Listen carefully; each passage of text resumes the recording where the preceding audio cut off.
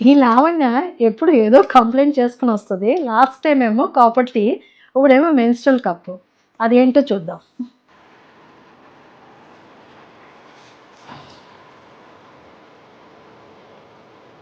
She forgot to remove and menstrual cup for 24 hours.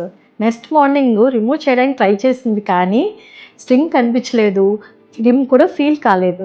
So తనకొచ్చిన doubt ఏంటంటే menstrual cup లోపలికి వెళ్ళిపోయిందా, last అయిందా, surgery అవసరమా అని కంగారు పడింది. ఫస్ట్ కామ్గా ఆలోచించండి. మెన్స్ట్రువల్ కప్పు బాడీలోకి డిసపేర్ అవ్వదు.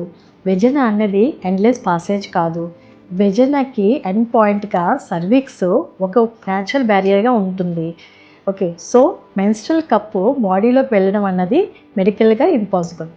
యాక్చువల్గా ఏమై ఉంటుందంటే మెన్స్ట్రువల్ కప్పు కొంచెం పైకి మూవ్ అయ్యి సర్విక్స్ దగ్గర హాయిగా సెటిల్ అయి ఉంటుంది.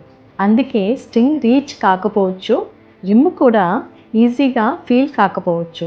24 అవర్స్ డిలే వల్ల కప్పు సెక్షన్ టైట్ అయి ఉండొచ్చు. అందుకే మెన్స్ట్రువల్ కప్పు రిమూవ్ చేయడానికి డిఫికల్టీ అనిపించింది. సో కంగారు పడకుండా రిలాక్స్డ్గా ఫ్లాట్ పొజిషన్లో జెంట్లీగా పేర్ డౌన్ చేయండి. సక్షన్ రిలీజ్ చేసి స్లోగా రిమూవ్ చేయండి.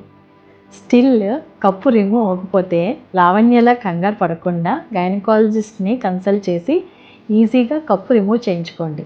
Extra tip, pad free periods కావాలంటే మెన్స్ట్రువల్ కప్ని యూస్ చేయండి. ఇది 3 సైజెస్లో దొరుకుతుంది: టీన్, మీడియం, లార్జ్.